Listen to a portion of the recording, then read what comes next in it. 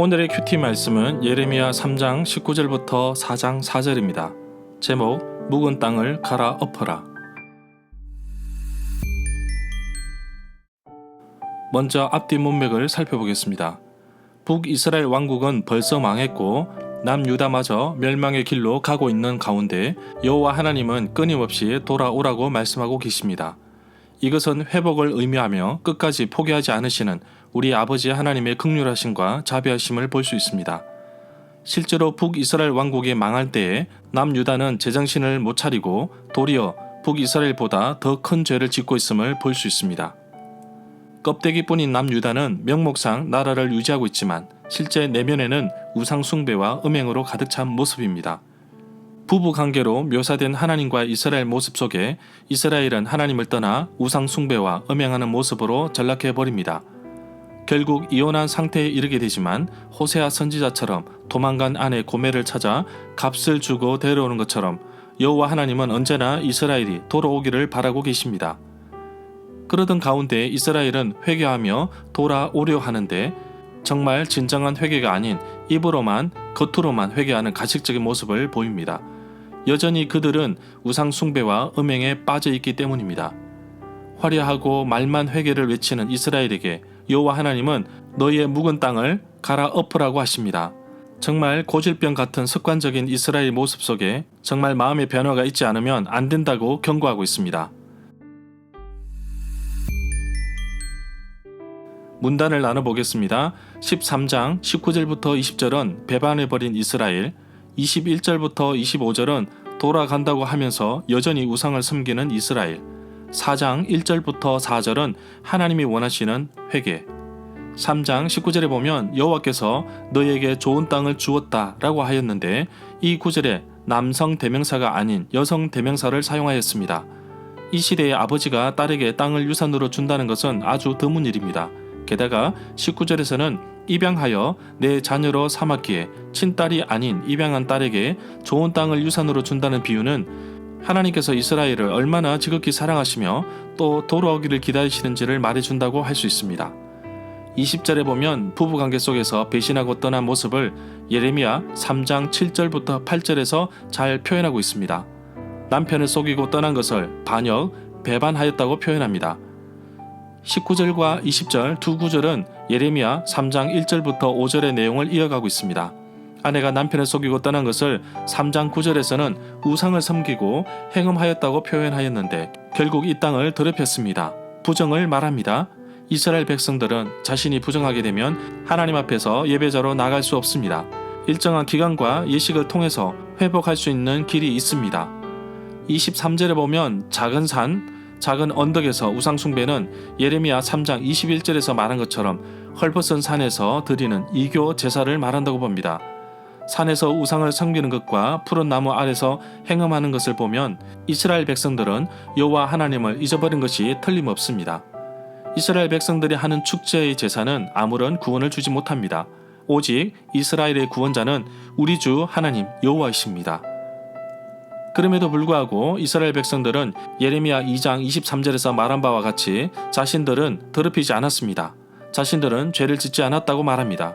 자신들은 바알을 따르지 않았다고 말합니다. 입으로만 주께 돌아오겠다고 말하고 마음은 우상과 바알에 가 있는 거짓된 모습을 보이고 있습니다. 24절에 보면 다산의 상징인 가나안의 우상 바알은 이스라엘 백성들에게 준 것보다 빼앗아 간 것이 더 많다고 말하고 있습니다. 예레미야 7장 31절에서 흰놈의 아들 골짜기에서 벌어진 사건을 보면 3장 24절에서 말한 아들과 딸들도 삼켰다는 표현이 사람도 제물을 바친 것이 아닌가 봅니다. 부끄러운 그것의 히브리어는 보셋으로 수치라는 뜻을 가지고 있습니다. 바알 신의 이름에 대한 완곡한 표현으로 봅니다. 완곡한 표현이란 듣는 사람에게 혐오감을 주는 것을 피하기 위해 부드러운 표현으로 바꾸는 것을 말합니다. 예를 들어서 고린도전서 15장 6절에 죽었다는 표현을 문자적으로 잔다고 표현하고 있습니다. 4장 1절에 보면 이스라엘의 어떤 행위에도 불구하고 여호와께서는 이스라엘에게 돌아오기를 원하고 계십니다. 그리고 돌아오면 받아주십니다. 그러나 조건이 있습니다. 이스라엘은 여호와께서 싫어하시는 우상을 버려야 합니다. 우리는 두 주인을 섬길 수 없습니다. 하나님과 물질을 섬길 수 없습니다. 하나님께 돌아오려면 하나님이 싫어하는 모든 것을 버려야 합니다. 2절에 보면 내가 여호와의 살아계심을 두고 진실과 정의의 공의로 맹세하면 모든 나라들이 여호와의 복을 받고 여호와를 찬양할 것이다. 예레미야 4장 1절부터 2절은 이스라엘에게 말하는 것이며 4장 3절부터 6장 30절까지는 유다와 예루살렘 백성들에게 말하는 것입니다. 모든 나라들이 여호와로 말미암아 스스로 복을 빈다는 것은 아브라함에게 약속하신 것이 성취됨을 말하고 있다고 봅니다. 3절에 보면 여호와께서 유다와 예루살렘 백성들에게 너희 묵은 땅을 갈아엎고서 씨를 뿌리라. 가시덤불 속에 씨를 뿌리지 말라고 말씀하고 있습니다. 호세아 10장 12절에서 너희 묵은 땅을 기경하라는 말씀이 나옵니다. 완고해진 마음, 길가 밭처럼 딱딱해진 마음에는 하나님의 말씀, 씨가 들어가도 자라지 못합니다. 특히 신앙생활을 오래 하신 분은 자신이 알지 못하는 습관과 삶이 마치 신앙의 기준이 된 것처럼 살아가는데, 성숙한 그리스도인은 다른 사람의 의견을 수렴할 줄도 알고 이해할 줄도 알아야 합니다. 4절에 보면 신명기 10장 16절에 마음의 할례를 하라고 말씀하십니다. 이스라엘 백성들은 언제나 언약의 상징인 할례를 자랑스럽게 생각하지만 진정한 변화는 겉으로 드러나는 모습 할례가 아니라 삶의 변화가 있어야 합니다. 절마다 상세한 설명과 구절에서 그리고 핵심 내용과 중심 줄거리는 네이버 블로그에 올려져 있습니다. 내게 주시는 교훈입니다. 매너리즘이라는 말을 아십니까? 매너리즘이라는 사전적인 의미는 예술 창작이나 발상면에서 독창성을 잃고 평범한 경향으로 흘러 표현 수단의 고정과 상식성으로 인하여 예술의 신선미와 생기를 잃는 일이라고 합니다. 나의 신앙에서도 반복적인 예배와 교회 사역으로 인하여 일종의 매너리즘이 생기지 않으셨습니까? 반복적인 행동으로 인해 하나님을 의지하기보다는 자신의 판단과 생각을 의지하고 앞서게 되면 발생될 수 있습니다. 묵은 땅은 갈아엎어야 합니다.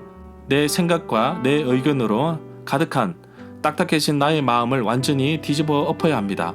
그래야 하나님 말씀인 씨를 받아 열매를 거둘 수 있습니다. 하나님이 진정으로 바라시는 회개는 모든 우상을 버리고 삶의 변화가 일어나는 것입니다.